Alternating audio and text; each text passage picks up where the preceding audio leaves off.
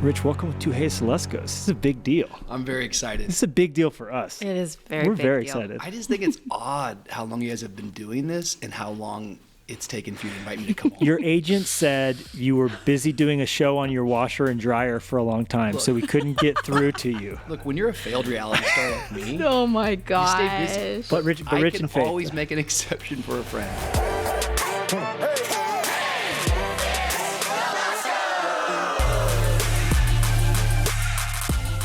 I do like the energy, the tornado of energy you guys created during COVID. I don't know anybody who worked harder during the pandemic, quite frankly. Seriously. I wish I could just laugh it off and kind of humbly go, yeah, but I actually kind of maybe agreed. Yeah. We were knee deep in some work, man. Yeah. No, and it felt brought like- peace to the world. You think so? Yeah. I think so. I thought no matter And what's going on in the joy. world, Rich is out there working to just keep us laughing. You and DC, that But was you so and fun. your wife together, guys are like I kind. think that everyone just wanted to know what was going on, and you guys brought such like sweetness. You to were the bringing world. relationships together. You guys are really nice. I think I've discovered in therapy that it's one of my weaknesses that I tend to work, in times of being unstable. But the pandemic was just wild all together. But I do think that there's something in me, like in those moments of uncertainty, it's like we got to do something. And so maybe there's some good that came out of it. But there's also Yeah. probably some things I discovered about myself that, bro, chill. Was out. there a point when you're like, we can't keep doing this? Like, because Well, you were creating content. It was a beast. You created a new beast to feed. It wasn't just a Sunday beast, Totally. the team beast, the church culture beast. It was like now we have the every night we're on Instagram live for an hour. That's where the marriage almost, came to a halt. No, I'm kidding. How many nights in a row did you do at the Dude, peak of it? I feel like we did a solid 8 weeks straight, like 4 or 5 nights out of the week. And so that whole thing began. You know what's so funny is, like, I'll talk to people, and this has happened to me at least a dozen times. Hey man, I'll be somewhere, like some guy I don't really know come to me like, hey man, I just want to say, during the pandemic, man, that live with Rich and DC really kept me going. That's the best. I'm like, dude, I've been preaching for 15 years. All the sermons, I've written 3 all the different books. and the thing that you say has done the deepest ministry was us Yes. acting like idiots in our kitchen. No. But It was like John Krasinski. He came out and did this good news. You were Yes, out that doing. was- yeah. There was a place for levity, Yeah. and I feel like that's kind that's of like an true. underappreciated gift. I agree with you. And I think where it all kind of began was just that whole thing of people feeling very uncertain Yeah. and going, how can we bring some joy into these moments where there's a whole lot of bad news? And it was going really good. And then obviously 2020, some serious things kind of began to hit the news, and we all were kind of confronted with it. And so some of the style and tone of it just didn't really fit the moment. And so we sort of kind of just brought it to a halt just because of what was taking place sort of in the nation. And I think there was just so many serious things taking place that we didn't all the way know how to navigate what we were doing, which a lot of it was just complete escapism, if you will. Yeah, sure. But before we got to all that, we had some really, really good memories. And yeah, we almost got my brother-in-law married, but through God's sovereign plan, he's now in a relationship. But it Wow. didn't come from the show. Wow. Oh my gosh. Well, so just a lot to catch up on. Just this moment in your life. You just have released this new book, Single and Yes. Secure. That's Wrote it during exciting. the pandemic. Congratulations. Congratulations. Thank you. Your It's third also book. beautiful. You guys are Yeah. the best. No, The it is. color, It is the- beautiful. Yeah. The way Means a you lot laid it coming out. from Jenny Luskos. What was this process like for you? I mean, did you, from the beginning, know exactly? Like you went, and you also did kind of a different publishing route than Totally. you've done before. So much of this content, obviously being in young adult ministry for 8 years before we ever kind of launched the church, and even now today our church is sort of a young adult church full of singles and whatnot. There's just a lot of stuff that I've been passionate about for many, many years, preaching and teaching through. And during the pandemic, I would just begin to kind of compile a lot of that content and begin to write through it. And so that whole thing, again, all during the pandemic, I feel like I needed to be doing something. So we were making content and I was writing a book. But the process was really, really awesome. I think for me, I always find it funny, like when a book comes out, it's always stuff. I think you're way different. I think you go into the mountains, like write brand new content and release it. I'm always like, this is stuff I've been teaching and preaching. Messages And the you've book- carried for a while. Yeah. Yeah. We were just joking about, like, the first time I came to Fresh Life was Sandcastle Kings. You're like, hey man, preach on the book. I'm like, the book was out, but I felt like You I'd already weren't carrying preached. that message, It's yeah. such an interesting Yeah, thing. that is interesting. So a lot of this, once again, is I wrote in 2020, and it just takes that much time to kind of come about. But right now in our church, we're doing a whole collection on it, and I'm kind of bringing brand new messages out of it. And I just like this particular season for people. I think the church does really good at teaching about relationships, but we don't put a lot of value on people that find themselves in this season where they're unmarried. And obviously being single is not a monolith. There's so many different stories of how you get there. Yeah. Some, that's a huge pain point. Others are like, I totally want to be single. Why are you trying to teach me about relationships? But I think I wrote it because I felt like as a church leader, many times the church's only solution for people, or only thing we ever tell them, is like, hey, just get married. Yeah. That'll solve your problems. But turns out all it does is put a ring on your problem sometimes. And so Come on, say that. I felt like it was a necessary message to bring about, and I've really enjoyed it. Yeah, we self-published it. I don't know. I felt like Wow. That's a bold move. Yeah. Yeah, and I think we're kind of playing around with a lot of those things on different fronts in all things in our church right now, with our music and a lot of content. I think there's more books from our team that are there, and we just wanted to. I felt like this was a safe space to do it. I definitely talked with publishers and whatnot. I wanted to control the messaging on it. I wanted to be in control of all the creative, and I felt like it was already. Did that take the pressure off writing it because you knew you technically didn't have to do it? Well, yeah, I think, yeah, totally. I mean, I think before I even talked to a publisher, it was already written. So it was just a different way. I kind of, that's awesome. After my last 2 experiences, I'm like, I just want to write stuff that I feel like writing, and whether or not that is a good idea to somebody else or not. But ultimately, I think with this project, it was just, I think this is a sensitive area for people, and I didn't really want to be at the mercy of a publisher saying, go do this or go do that, and talk about it here or match you with this or that. And so we've done it, and it's really been, we're learning a whole lot. Yeah. I bet. It's really, really cool talking to an audience, and it's one thing to make it, something to figure out how to distribute it, and there's definitely gaps and things that. How did the editorial process change? Because that's kind of an intense part. Yeah, with we had publishing. we have some just different friends that have we've known from the other 2 projects that we kind of ended up just hiring different people that would do those things, but none of my projects are Levi Luskos status editing. So mine are always very, very narrative driven and stories. And so if the punctuation's good, there's not like a whole lot of, What I love though about this book, and it comes facts from the moon. Stop it. Your history's wrong here, Rich. I'm like, I think we can all agree. What comes across though, and I mean, just even the table of contents, it's disruptive, it's artistic, it's you. It's true. true. The pages, the stories coming out, the fact that your pull quote pages are sideways. I don't know if those of you who are listening have to imagine this. A pull quote. This is most not of you normal. are listening, as we found out. 95%. We found out 95% of our audience listens. You ought to tune in sometime. Me and Levi are shirtless right now. Follow us on YouTube. It gets exciting. But this is you. And what I love about this is you are an out-of-the-box thinker, and you always have been. Yeah. Although this book puts the Ronde back in Vous, which is kind of fun. You're entering back into your former days. But you do have a very unique sense of style, of how things look, of how things are presented, from your church space to your Instagram feed. You care about art. That's clear. And where did that come from? Where did that come from? Is it your parents? Number one, it's funny coming from the guy. We just walked around the space around here, and we walked into one of the bathrooms, and there was like some spots on the floor. He's like, what are these spots? He's like, we can do better than this. And I'm like, I don't even see the spots. And so I'm ashamed. No, it wasn't negative. It was positive. If I'm not sleeping tonight, I'll be in the fetal position, repeating, where did the spots come from, over and over again. I think a lot of who we are is reactions, right, to what we were like and what we grew up with. I love my parents to death. They're my heroes.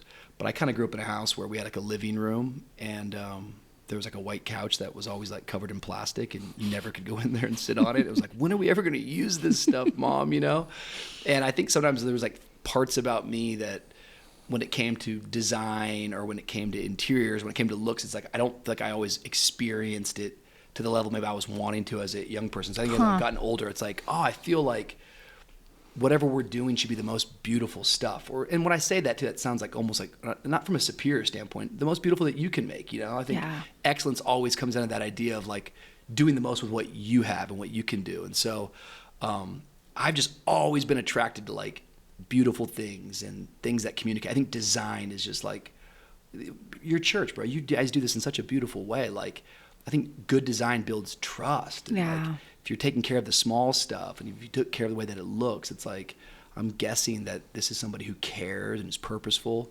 But I feel like on our journey, from Sandcastle Kings, like very first time that book, we did a cover with Kanye West. Right. And so like, I felt like this is my little bit of art, whether or not people see it that way or not. Yeah. I communicate, I write, I teach, we preach.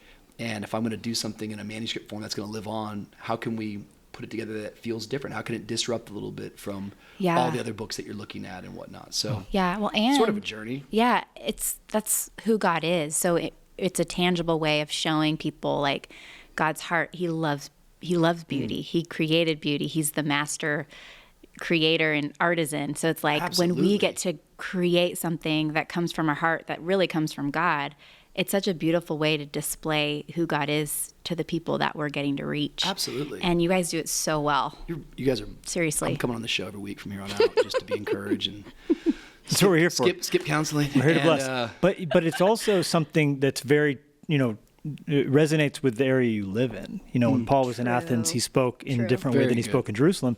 You literally have a church in a place called a design district. Which we keep looking for it in our city. We haven't found one yet. We are hoping for it, but that is part of the ethos of Miami, too, right? Yeah, we have a really incredible miracle story that took place during the pandemic. We, of course, we were meeting in high schools and middle schools in Miami, which was awesome, and God really blessed it. But of course, Jose de Diego. Yeah, I've been there. You have been there. Did you preach at ITech or no? Just Jose. I never preached at ITech, but we were sitting in ITech the day that DC held up Wyatt and had a Bible in her other hand. We just randomly in town. I had preached at another church, and we came to a night service, and we came. Which we need to talk about in a minute, just that miracle story. But we just happened to be there the day that, for the first time, the prophecy was fulfilled. I feel like I watched Frodo throw the ring in the volcano, bro. Yes. She holds up Wyatt, holds up her Bible, and the room just erupts like a. You guys like were there for that. So I don't know. Yeah, that was crazy. But I think that was at ITech.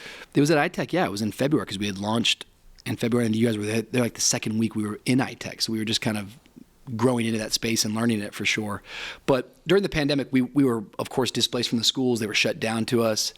And so we just started doing church out of our little office space, a little headquarters, which was a rented office. Again, he doesn't call it an office, you call it an HQ. Headquarters, Love it. Vu HQ. HQ. I mean, come on. Just sounds stronger. Yeah, beautiful. it does. It was this crappy white building, but inside of it, you're like, what is this, Alice in the Wonderland? No, it was just incredible. Levi's very, very nice. And it was a vibe.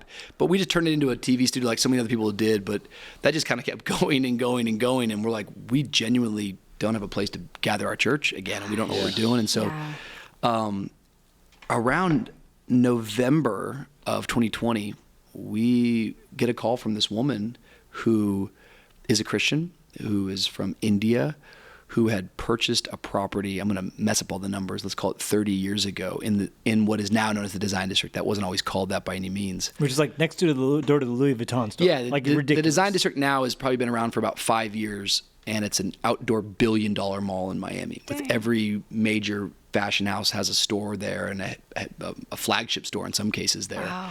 And so it's gnarly real estate. But she had a carpet business that her husband and her had moved over from India, and they had started this business, and they had 2 boys, and then her husband died in his 30s. And she's left with 2 sons in this carpet business. Well, she's a hustler. She goes to town and she like 10X's this business. I mean, I think one of her distinctive competencies was that she decided to start bringing these exotic rugs to the people. So like, it was almost like, Uber Eats or something like that. Don't just buy it from us. I'll bring it to you and bring it in front of you. So her business really grew and flourished, and she had purchased this little property 30 years ago for, I think it was something like, I think she told me, I want to say it's like $100,000 or something. And 30 years later, she ends up liquidating her company, and she felt like the Lord told her to demolish the building that she was in and construct this building for His glory. She started building it in 2015 with her own money. It's got scriptures all over it in the back. It's got Proverbs chapter 3. Oof. It's a 3-story building, close to 10,000 square feet in the heart of Design District, probably a $10 million building now. And we get a call from her in November going, hey, I've had this dream that ministry would happen out of here, but I'm kind of in a tough spot here now where like I've got these property taxes and I just don't really, it's not all the way happened all the way that I maybe all the way envisioned it, but I feel like you guys are supposed to take this thing on. And so I don't really want anything from you, but I need to kind of come back with some, pay my costs. And so we ended up doing a bargain sale. We raised $2.5 million in about 4 weeks, and we ended up purchasing that building, the design district, which is kind of now beginning to become probably our new headquarters that we'll be officing out of and doing events. We just do a service there, right? We were doing services there in September because we weren't in. From September to November, we made it our city location. We just got back into iTech. Gotcha. 6 weeks ago. Prodigal son. And we did a big Art Basel experience there in that design district building. Okay, I want to talk about that because you've shared publicly, we were all touched, all of us around the world, seeing your conversation with Virgil going back and forth about how that was going to be some sort of a pop-up art display for the gospel. Yeah. So Virgil, obviously, who passed away in December. Who's a close friend of yours. Yeah, he's a good friend of mine. Yeah. Good man, creative director for Louis Vuitton and founder of Off-White, and just an all-around legend. One of the most insane just thinkers. Freak of nature, genius of our time in the fashion world and design world. But over 2 years ago, he was diagnosed with cancer, and he'd kept it real close to the chest and sort of just didn't want to, I suppose, share that information with everyone, because I think the way, as I started to talk to him more, I think that he was a friend of everybody. Like everyone who knew Virgil, I think, thought they were best friends with him. People have that gift. He had that gift, and I think you have that gift. I don't know. I think the moment that he don't tell me if it's not true. I'm assuming we're best friends. Yeah, we are best friends. I think that he didn't want to carry the weight of. I think he would have to end up encouraging people because they would be so brokenhearted. So I think he was just trying to get healthy. But it was interesting. Chadwick Boseman. Very similar. Yeah. And I don't. Obviously, people can do what they want to do with their stories, but we were blessed that he invited us into that space. And so for 2 years, I got to probably get closer, because when someone's suffering like that, just getting to share the gospel and talk with them and pray with them. And so we had lots of prayer sessions and conversations, and we really, really loved them. Well, rewind to I want to say July of 2021 in the summer. He hits me. He's like, "Yo, let's do something for Basel." He knew we had that space. He's like, Basel is when the city basically goes bonkers for art for a season. Basel is the biggest art exchange show in the world that happens in Miami in December every year. I don't know, close to 200,000 people invade billions of dollars. Wow. Genuinely kind of of art Coachella exchange. for art, basically. You got it. You got it. Every major brand, fashion house, celebrity, parties. And so Basel is its own actual function, but now there's dozens and hundreds of other little functions that are offshoots New York all around. During Fashion Week. You got it. So much stuff happening around it. So he had his big Louis Vuitton show, and he was like, let's do this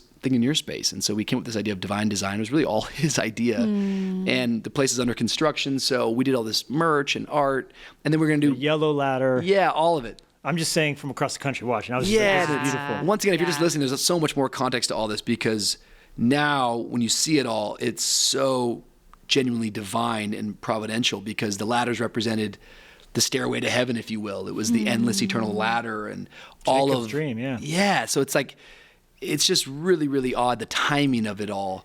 And we were going to end all of it with a conversation between me and him, and just talk about art and faith, and how faith has been meaningful to him. And so through all that programming, there was all sorts of people there, like friends, and doing discussions. Well, genuinely, I got a call from his wife on Sunday morning. We were kicking off Basel that Tuesday night. We had a kickoff dinner on Tuesday night, and she let me know that he had passed away. And it just was fully, I had talked to him on Friday, and so it was just very, very surreal. Wow. And it obviously changed the whole dynamic of that week. That whole week became a tribute to him. But it was also one of the most mysterious, miraculous, supernatural things I've ever been a part of. And I think everyone who went to that event was changed because of it. I mean, was moved deeply. And for 4 days, we gave the gospel from that space. And then that weekend, I was in Chicago getting to do his celebration service. So it was a busy week, to say the least. Wow. It was beautiful. And the tribute of the outside of the building, the thank you, Virgil, all the things you did, it was, and I think about how many people you guys got to point towards Jesus in the midst of that all. And just the words divine design. And I don't know, I think we have such a conviction that we see ring true in you so vividly that, for a long time, Christian art was an oxymoron. Yeah. It was like Thomas Kincaid with a Christian fish, or it's nothing. You know what I mean? And I think, the church should lead the way. The church should innovate. Yeah. There should be that. And I think you really give a lot of permission for people to say, like, hey, what does it mean to honor God with art? I think it's really important. And at the very least, I think just being at the table, right? Like even just being in the conversation, or even just collaborating, or We'll talk about the Sistine Chapel. I mean, Totally. the church shouldn't be wagging behind, that's what I'm. Yeah, I just ripping feel stuff like- off and like, well, if you like this band, you're going to love our imitation of it that's worse, but with Totally. Jesus lyrics in it, you know? Absolutely. And I think that's been a conviction of us, is that we want to do everything we possibly can to speak that language, present beautiful things, and help tell. I think we've got obviously the greatest story in the world to tell. So there's not a lack of Yes. content. It's just, I think, us putting our willpower together, and then also thinking outside of the box, and doing things like a Vous Basel, where you create a space for artists and creatives to come together. That's one of the things I think that we could just all do a better job at, is that there are creatives in our communities. It's just highlighting them, celebrating them. I think whatever you celebrate, you repeat. So it's like just trying to figure out how to build a community that fosters that.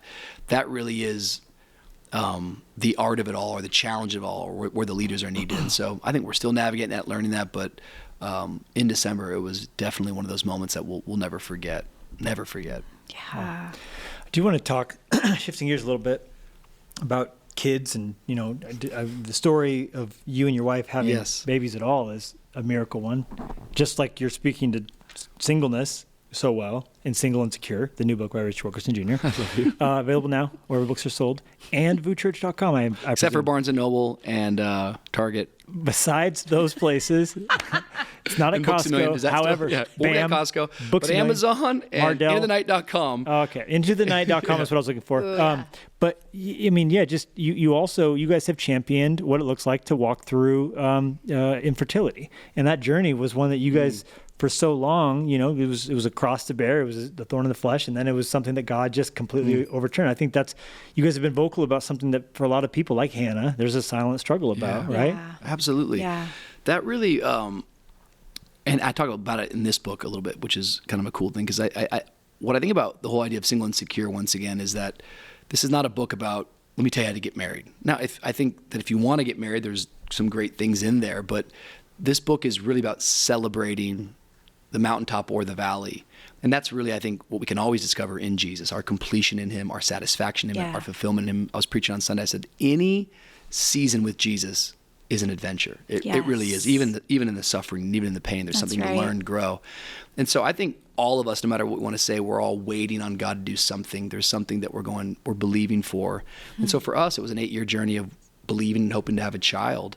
But in all that waiting season, all that time of believing and hoping, man, God just did really amazing things inside of us. And we weren't, when I say we, Dawn Cherie especially wasn't always comfortable with sharing that story publicly, but about, I feel like 4 years into the journey, she really felt like she needed to share it. And I think it was one of the most powerful things that she ever did, because we're really good in church at testifying after miracles and testifying God did this, but we don't always have leaders or Christian public figures that are testifying or speaking from the valley itself. Yeah. And I think when she did that, it was Color Conference, I feel like it was Yeah. 2015, she just got up on a stage and no one knew at all, and she just talked about it. And it was years later that we even had children.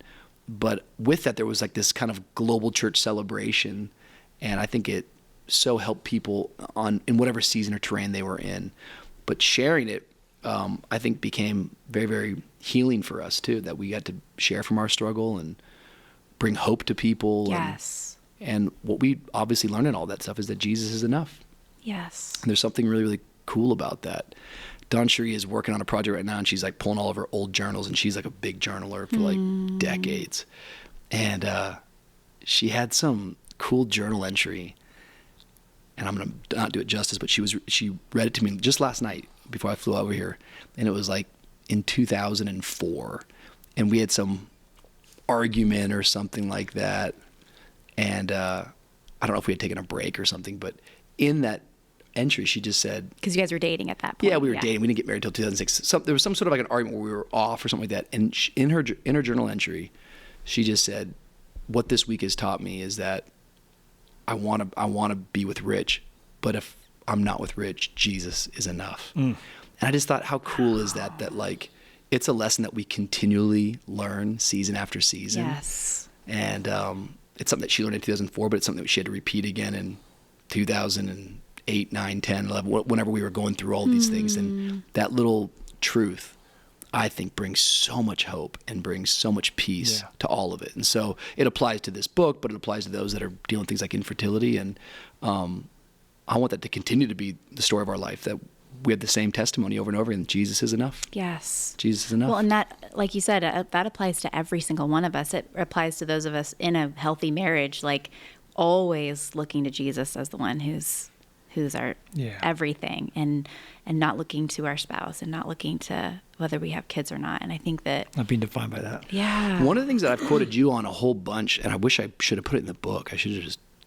I think it's one of the deepest, dopest things I've heard in terms of like relationships. I don't know where you were asked this, or I don't know where you told me this, but it's like, maybe you did it on Live with Rich in DC. That's where I think you did it. I think we were like interviewing you one night playing around. It all comes and back. it's like, how do you, Live with Rich in DC. It was a powerful show, by the way. Some of our finest work. But it was like, hey, who do you marry? Or I don't know what, it was one of those kind of questions. And you right. said, pick someone that you want to suffer with. That's it. And I'm like, Yeah. I mean, that's it right there. Yeah. You don't hear that a lot in relationship talk, but that is If it's someone you can find who will be an honor to suffer with, that's that's Jenny, that's DC. I think, man, in watching, you're good friends with Jason Kennedy's and Lauren. Yes. Watching they're being so vocal, know, and you see him on TV. He's this E-News happy guy, but then to see him like this has been a hard thing, and watching. Their whole life has just been so many challenges. So many. I mean, she's gone through so much pain and real tragedy, and she's coming out on the other side. She's resilient. They're beautiful people, and God's doing a huge miracle for them right now. And it gives hope to everybody to go. Like, I mean, I was like found myself crying when they finally posted those little videos. I think you were on it, calling people, telling them they were pregnant. I was just like, I mean, I've only met them a few times, but just being able to like literally rejoice with those who rejoice and go like, I texted them. I said, there's no one on earth I think I want more to have a baby than you two. It's just they're so going to be so thankful. They're going to be so intentional. And the way they take care of that dog of theirs, I mean. That's hilarious. Shifting gears here, I did want to ask though. Okay, so on the other side of it, he's obsessed with it. I'm like, bro. Because we didn't tell the story. A prophecy. Someone spoke a word to your wife that there was going to come a day she was going to stand on a platform with a Bible in one hand and a baby in the other. Guess where that prophecy came at? At Color Conference years before she ever got up there and testified. So the timeline is, and I wish Don Shrew was here because I just don't do the story justice, but it's like, let's say just freeze that sentence over a whole week. I wish Don Shrew was here. Yes, Totally. yes. It was like 2 years before she's at the conference and there's like a prayer moment. We do in church, hey, pray with your neighbor. Yeah. And all these moments matter so much in church. And this woman who didn't really That's know a who word Don to all Shrew pastors and leaders listening. Yeah. You think that throwaway moment, God can use it. And this woman spoke something to Don Shrew, and it really resonated with her. It really spoke to her, and she kind of clung to that. Well, a woman just sitting beside her. Yeah, and the woman I think is actually like a saint in the church. But didn't know who she was. I don't think I can't say that for sure, but I don't think didn't know. Don Shrew wasn't public with her story, so she was obviously sensing something to speak into it. It was a step of faith to speak into. Yeah, to say it. Yeah. Well, then 2 years later, Don Shrew gets up not with a baby, but from a platform, declares, "This is a prophecy I got at Color, and I believe it. But if it doesn't happen." Which I think is... Even if it doesn't. Shadrach, Meshach, and Abednego. There we go. That's our message, man. Even if it doesn't, Jesus is enough. And then I remember you 4 years later, she's you back. preached that text at Motion Conference, by the way. Even if, man. You preached that text dirty. There was nothing left in that text. I love you got it. You just shook it out. Shook it out all over that Birmingham, Alabama arena. True. This is coming from who I think is one of the greatest Bible teachers and preachers of our generation. So when we start talking about text, I get really uncomfortable. Right, and when we start talking about editing processes for books, I get even more uncomfortable. So then finally at iTech, she holds up the baby. Some great stories in here, She holds up the Bible. And your wife, who is like a Holy Ghost-filled Disney princess. She is amazing. A Holy Ghost-filled Disney princess. You see her like, it's Cinderella. And then she starts preaching like, it's a Christian like Elsa. T.D. Jakes, but and Elsa. You know what I mean? And just she is all those things. In a loves you bowl guys of dearly. sunshine. She really is. Like in a bowl with ice cream. Just so happy. So here's what I'm curious. When that... I'll ask the question. No, but I think it's a good question in terms of that answer of choose someone that it would be an honor to suffer with. Do you only discover that after you've suffered with the person, or you would have had wisdom like that before you got into a relationship? That's a good Well, question, 'cause actually, that's hard to part of know. our dating happened in the ER. Remember that? You had that weird abscess on your chin. But it was a hard thing. It was hard. And we were in the ER together and watching, like, I remember seeing that. Like, I remember you were like wincing, they had to numb you. And I remember just literally feeling like, I'm glad to be in this situation with you. And we weren't even really dating. It was kind of like we were fake dating at that point. We weren't allowed to date. Yeah. Really? But What was the rules on that? Just she was in an internship I was in an at church. internship Oh, where there yeah. was no romantic dating relationships That's a good rule. allowed. It's a is- good rule. It's probably for the best. Probably for the best. Probably Yeah. for the best. But it made Still us didn't work. become friends. I took her to the ER though because she was needed it, and then But I think that's why God's so smart to have this play out in the church. Yeah. We're better to observe someone than under authority serving in Yeah. kids or Yeah. serving in this. Like, you really get to see true colors. I really feel like you do get to see a little bit of everything. Absolutely. Yeah. I did want to ask you a question Yeah. though. Now that I'm back in the pilot seat. I'm the captain now. I just want to not waste a moment here with you. And I wanted to ask you this because, 3 kids now. You Yes. guys have a beautiful baby girl. You guys, I literally think of you so often love you and guys. just like get emotional because your babies are so Yes. beautiful. And Thank you so seeing you much. guys with your kids is like, God is so kind. He is. And The question, though, Okay, yeah, sorry. is how do you feel like parenting has changed you? Oh my gosh. No, just Oh my curious. Like, gosh. what do you think the biggest impact it's had on you is? I'm never good at those, like the biggest or the one, but there's some things. I think maybe the first thing that comes to my mind, I think it is. I feel like I've always been. I mean, when I use the word ambitious, I feel like that can sometimes be. I don't think all ambition's bad. is what I'm Agreed. trying to Right, say. right. But I've always been very driven, very, very motivated, and I still am very driven, very motivated. But I feel so like tempered with it. I feel so much more content and at peace, and with my kids. I don't know. Like, I don't know how to explain that all the way. It slowed me down in the right ways. It recalibrated me in the right ways. I was talking to someone the other day about what motivates leaders at times. And I think this is important for people to figure out because I think there's all sorts of things that keep us accountable or keep us motivated. I know some people that we've all preached kind of before, like you need a Paul, you need a Timothy, you need a Barnabas, you need someone above you, someone beside you, and someone you're pouring into. Yeah. I actually believe all that's beautiful, and I have those people in my life. But when I really think about my life and my leadership, I love the people above me, but all the people above me, I don't feel fear or like I would hate to break my dad's heart, but my dad would be proud of me if I was in jail tomorrow. I was that kind of dad I have, My friends next to me, I don't want to let Levi down by any means, but I feel very celebrated and comfortable. I think I find a lot of motivation and leadership by the people that I'm leading that are underneath me and the team that I've got. And I don't want to let them down. I want to run this course and I want to serve them well. And I just think kids is like that on a 10X, It's like, So wow, true. like, this is the greatest gift. Like every moment, Wyatt and I just flew out here today and, we took our 2 long flights together. We're sitting together on the airplane. I'm like, I'm living the dream. Yeah. And there's probably people that are listening right now. Maybe they're single, plug for the book, or maybe they're even going through infertility. What's crazy is that like the decisions you're making right now are going to impact these children that you don't even know yet. Yeah. And are you getting better? Are you getting worse? Who are you becoming?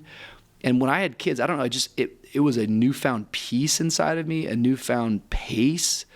Wow. I feel really content with my family, and they are all the things at first ministry. I don't know, my highest priority, is being with them. And it's been really, really good. I think it's been really good for DC and I. Yeah. We've just so very enjoyed it. Of course, I have a little rule, and I don't know if you would agree with this on my preaching, but every week in whatever message I'm doing, I have to bring about, when I say I have to, it's a thing that I do. I like to bring in an illustration from that week. And the subconscious effect that I'm wanting to create for the people that are in my audience is going, this stuff applies to where you're at. You know what I mean? To Tuesday. Yeah. It's just, it's all over there. So it's like I'm always Not trying like to. 1001sermonillustrations.com where like a boy was walking through the town square and fell into the well. It's like, I got a couple of those too. But I just try to have something, you know what I mean? Like, and also just like, it's not like some epic story from my life. It's like, hey, we were just trying to bring the everyday into the message a little bit. Well, I mean, That means right now in this season, every week there's a story about my children, Yeah. but it's just so easy because wow, yeah, it's a brand new revelation of God. Yes. It's a brand new revelation of being a child. I think one of the other things that happened to me is two things with my dad. Newfound mercy for my dad. Yeah. Like, Dad, man, you love me like that. I'm an idiot. You go give him a big hug. And then here's the flip side. I don't know if this makes sense because this is like almost like a contradiction. But like the other part, it's also like, oh wait, I didn't know I had some maybe like father wounds. Like, oh wait, like, and I actually kind of believe, and this is another, we could go in here for a little bit. I'd love to hear you talk about this because you taught an incredible message in Missouri just about generational sin. Yeah, but like I sort of have this belief that we all have some degree of a father wound. Even if my dad's perfect, man. He was present, engaged, loved the Lord. But they're always the first picture we have of our Heavenly Father, and they're never going to measure up. Yeah. So there's a gap a little bit It's there. so true. But I feel like some of that stuff's been like, Yeah. so it's all driven me to have great conversations with my dad. Sure. And it's kind of a beautiful thing of maybe like confronting the truth as well as Have your kids having a also newfound grace. showed you how broken you are, like as a sinner? Like, I don't know how that works for you, but for me, it was like marriage taught me how selfish I was. Having kids taught me how bad my temper was. There you go. I don't know anything that's ever, especially as, just you start butting heads, you're just like, oh, wow, I'm really like broken, I'm really broken. Yeah. One of the things I think this is all As much as there's also the peaceful moments watching them sleep, where like, I just want to just swoon, And you know what, like and they wake up and you guys fight. I think God is so good. Where like once again, DC and I have been married now for 15 years. We just hit 20 years of being together. Congratulations. Wow. And I'm 37, she's 37, but we didn't have kids until we were 34, 33. You guys had a minute. I think I'm just so grateful for that because I think if I would have had kids at 25, yeah, I've got a temper. I think, yeah, I've got a, but I feel once again so much more prepared for it. Doesn't mean that I do stuff wrong all the time, but I'm just so grateful for God. Like where we're at in life, we have some people that can help us and the pace of our life, and we get to control some things that we didn't control 8 years ago. Right. So all that's really how has helpful. girl been different from two boys? Oh man, Oh my gosh. she's just, I mean, we're in Miami, so her ears are already pierced, Yeah. Like, welcome to Miami. It's like, How many tattoos does she have? well, she's shaving her legs. I don't know how I feel about that. Rich, you what it take is. it too far. Her tattoos. She's just like precious and beautiful. And she's not even a year old yet, right? No, she's 8 months. Yeah. How was it gonna? My experience, right? Like I had Wyatt. That's our oldest. And I'm in the hospital, like skin to skin. I'm there. Dawntree had C-sections. Oh, we all watched that, bro. Yeah, You yeah. live We've documented all live that, chronicled it all. We saw you in the scrubs. We Yeah. saw you suiting up for battle. Totally. I think I remember that you putting your suitcase in the back of your truck that day. Maybe we saw the Totally. things. It's the best day of my life, Levi. And the whole world was with you. it was amazing. We watched. It's like Truman Show. We're like, we cried with you. We laughed with you. I was in the bubble bath with you. Too much. But I feel easy. But I feel like with Wyatt, like this is I've never said this up publicly, but like super, like I'm in it every moment with him, like probably too much. Well, then Wild comes and it's like, I don't have all those exact same feelings I had with the firstborn. So when Wild comes, because he's being breastfed and all those things, he's like with his mom all the time, I'm with Wyatt even more. Right. Wow. Yeah. Now as Waylon's come in the last 8 months, it's me and it's Wyatt, and I think it's like the three of us, and Waylon's still with mom all the time. So I still feel like so connected with Wild, right? Like Wild should be here in Montana as well. Like he's the coolest kid you ever met in your life. But like, Sweetheart. His name's Wild. He definitely belongs in Montana. Yeah. this guy. That's true. But like I'm so tight with the boys, but I feel like I have still so much to get to know about Waylon. Was that like that at all, or is it We like did it the opposite way. So we had four You were- girls in a row, and then had a boy. And all the girls had this thing with Jenny. So I mean, I loved them all and was daddy Yeah, to them all. there's- But they love's a all choice. wanted I'm in mom. it. If they had, like, they all went through this phase where they didn't want anything to do with me. Really? Well, like, right? Yeah. Was it like 3, 4? Yeah. It was So it might be coming on Wyatt here pretty soon. But right Maybe. now that kid won't leave my side. No. Lennox is the opposite. Oh, you're saying the boys different, Lennox yeah. doesn't want Jenny. It's the greatest victory I in know, all. but it's the sweetest thing, She's like, though. Mom, I don't like you when you put me to bed. I don't like Dad. I'm like, well, you know what? Tell the truth and shame the devil, son. And like none of the girls wanted me like that. Now we have fun stuff. Yeah. But it's different. It is The- different. The boy thing. So what your experience with your boys Yeah. is like what I'm having with mine. Yeah. So My boys, it's like, Friday and Saturday morning, we do breakfast, the three of us. Like, the three of us are just always together. Which is incredible. They're just like, do you have a favorite prayer you like to pray everyone when they're sleeping at all? Yeah, we pray every night, and I have a bunch of mantra things because I'm like really big in like phrases and statements, and so let's see if the glove don't fit. That's not what Just you have to acquit. Yeah, if it rhymes, it's anointed. We all know that. Yeah. I love it. It's like Pinocchio is like, oh, I rhymed that one. It makes me laugh. So I pray a lot of things. So at the end of the prayer is always pretty similar about thank you, Jesus, for family and those things. And then we always pray about all the boys and girls that don't have mom and dad, that are hurting, that we exist for all those people that are lonely tonight. And at the end I say, Lord, make my boys happy, healthy, holy, and handsome. And then we go, save the princess, take down the dragon, honor the king. And then we say, we go one, we go all for one for all. D'Artagnan. Yeah, and then we go, I go, are you strong? You go, I'm strong if you're strong. That's the whole, so it's like a lot of things. It's like which one means what. They all have different things. And they probably are thrilled with that. Yeah, they love it. It's a whole lot of things though. So. Oh, I love that. Are you strong? If you're strong. If you're strong. Wild, you can't talk. Who's strong? See, that's it. And parents, pray for your kids. Pray for your kids. Pray with your kids. Like, yes. Well, Lennox now he finishes our whole blessing and says it over me before I can say it over him. Tell me your blessing. Your thing's gonna be like really no. good. I mean it's like beautifully written. No, it's biblical. Like, well, Spurgeon said. Stop it. There's the part it always ends with is you're the head, not the tail. You're above, not beneath. Good. You're a leader, not a follower. You're destined for impact. So now, that. if Lennox can even tell I'm going that direction, he will say the entire thing over me before I can say even a word of it.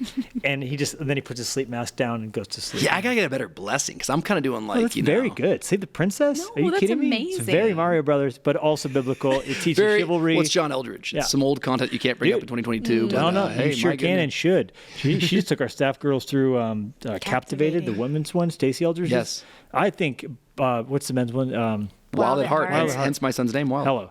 Has held up so well. Yeah. And his new one, he did one in the pandemic called... Do you know Joan? Take Your Life Back, right? Take Your Life Back. Have you read that? No. Very good. I never read... I think I read Wild at Heart and then Epic, but that means... Take Your Life Back was very good. I released Take Back Your Life on the same day. I had no idea. I did Take Back Your Life. He did Take Your Life Back. Take Back Your Life and then Take Your Life Back. Who do you think sold more? Yeah, I'll just be here crying in the corner. It's fine.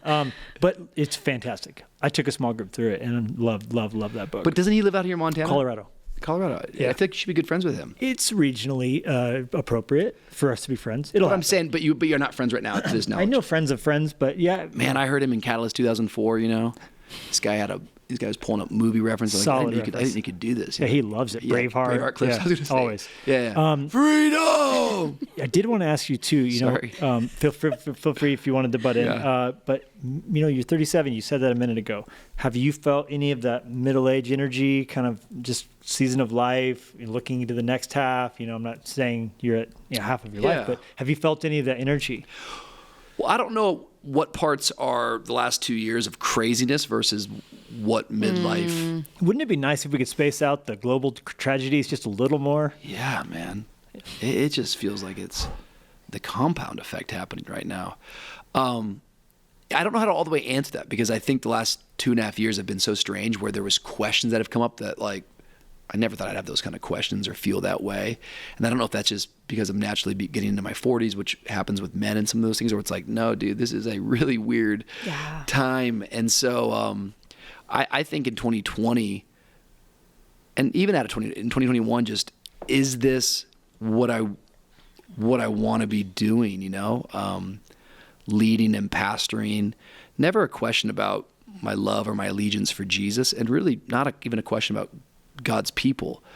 I think where I get hung up at times is where we're living right now. Like, what is the best way to serve people and to share the gospel? I don't want to be an obstacle. I don't want to be in the way. And these days, everyone's got a channel and a voice and a microphone. And I'm not even hating on that. It's just like, I'm not an expert. And so it just feels like it can be very, very confusing about going, I want to have pure motives and pure intentions.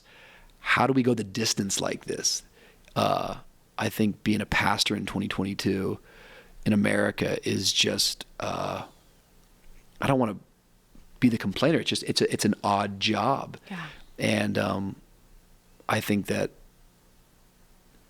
I just don't want to fumble that ball, and I don't want to be. Ultimately, I think what I question is I don't ever want to be hurting people. Like, wow, like, am I the one that doesn't know? Like, I just want to serve Jesus and help his people. And so, what's the best way to go about doing this? And so, I think a lot of those questions of tackling it. Where I'm at today is this is what I want to be doing, and right now today, this is the best way I know how to do it. But I don't really say forever anymore. Not that I'm forever going to follow Jesus, but DC and I are more like, yo, this is what we're doing right now. Our feet are down. We're not looking to the left or the right. We're going to put our head down and play our part. But I used to always be like, in 30 years, I don't know what I'm going to be doing in 30 years, you know? Hopefully I'm still doing this. I'd like to be doing this. I really love what we get to do. And I don't think you can read the book of Acts and not come away with that's how it's supposed to feel. Yeah. Right. I do think to some extent Paul would have said, I'm going to be in Ephesus forever. It's like 2 years later, you know, it's like, I think we have to write to some degree our plans in pencil, but I also really love about what you're saying, because I think everybody felt that. Yeah. There wouldn't be the great resignation if we're seeing happen if any people didn't feel that. But I love what you're saying is you could feel that way, but not do anything compulsive or crazy about it. Yeah. Right. You know what I mean? Like, you didn't make a decision in the storm. Yep. To pull that ejector seat. And I think a lot of people feel those feelings and don't know what to do with that. Yeah. And to know that you can still keep showing up even in times of uncertainty. Absolutely. Yeah. And I think in all these kind of moments when you're in a storm or when it's hazy, it's like you just double down on the things that you do know to do, you know? And so Totally. I feel like coming out of that, convictions and habits are only getting stronger. I just look at the landscape today and I'm just trying to figure out, I want to reach people, you know what I mean? I don't want to be an obstacle, and I want to be a speaker of truth. I want to stand for truth. I want to do that with grace, and I want to help people meet Jesus and develop a relationship with him. I want to build the church. I think when you just study church history, that always gives you a little bit more confidence. You know what I'm saying? The pendulum going left and right, and what you see take place. And so I find great hope in that. You have come out in an interesting way.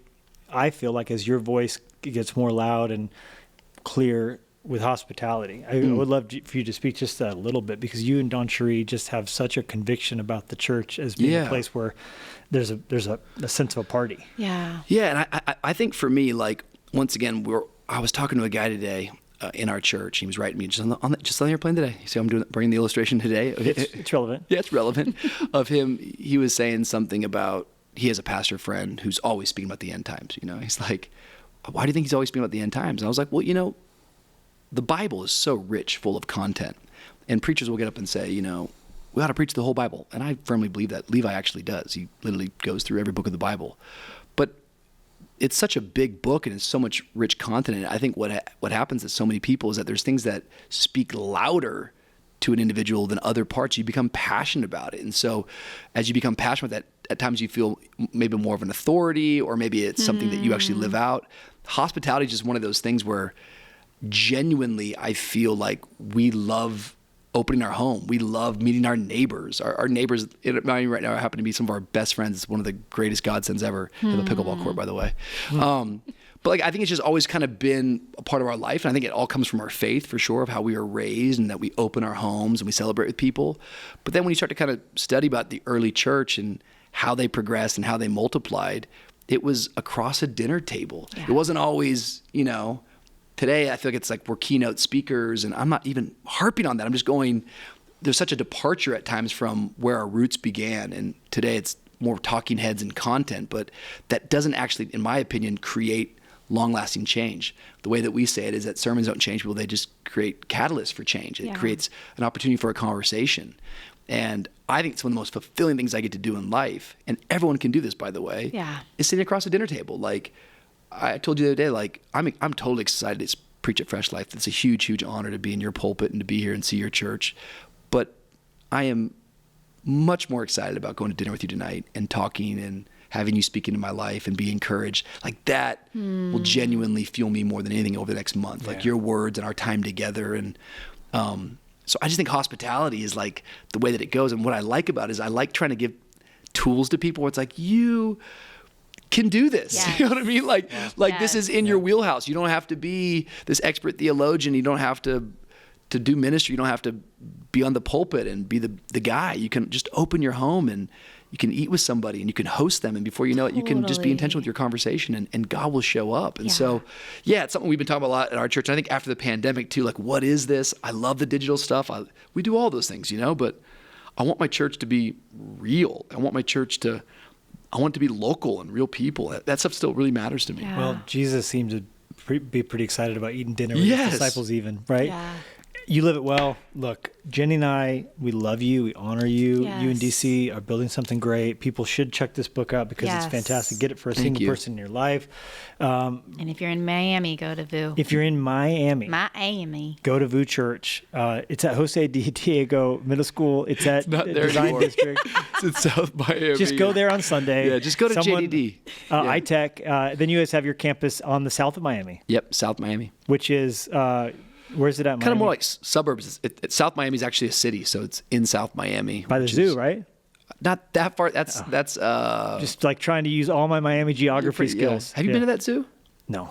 Oh, that's something that you would do though. Like, you're the kind of guy who gets to the city and like knows more about my own city than I me. would definitely go to the Miami Tower Zoo. yet? I'm like, I've never been to it. Have you taken the boys to the zoo? Of course, I have a zoo pass. It's on me right now. The boys were there just on Monday. You're like, I'm a global ambassador. Yeah. What are you talking about? There is our favorite athletes. animal there is the wild ass. And biblical. It's right there on the thing. And so every time we come there, Wyatt's like, Dad, I want to see the wild ass. I'm like, say it louder, son. Say it louder, son. My wife's like, that's not funny. I'm like, it's the name It's in the King animal. James version, sweetheart. Genuinely, though, the sign. And Yeah, getting to cuss. we can cut that part out of the podcast. No, we won't. But what I do want to say is before we had ever been, I think you went to Vous before me, but before I had ever been, like, there's just like, you gotta go. Obviously, we wanted to go because of you guys, but they're just what we were hearing coming out of your house and your church was like, I can't wait to go visit. But then when we got to go, it was one of those experiences where it was like so much more than what I thought it was going to be. And the way you we told people love all your around people, the country, church planners, go see Vous, go experience Vous. The way you treat your team and love your team and equip your team and how you speak and how, like, it's incredible. The work you guys are doing is beautiful and inspiring to us and to the world. And so we just and your love lives. you guys. It's very meaningful to us. Thank you so much for saying We'll have you back. We'll have DC sitting right to our left here. I just want to stay on the show, man. Yeah, it's going to end. It's got to end. All good things. Thanks for listening. Thank you so much for listening. And be sure to swing by levilusko.com to see what's going on in our world, and make sure to subscribe so you don't miss a single episode. In the meantime, we would love to connect with you on social media. Jenny and Levi Lusko, out.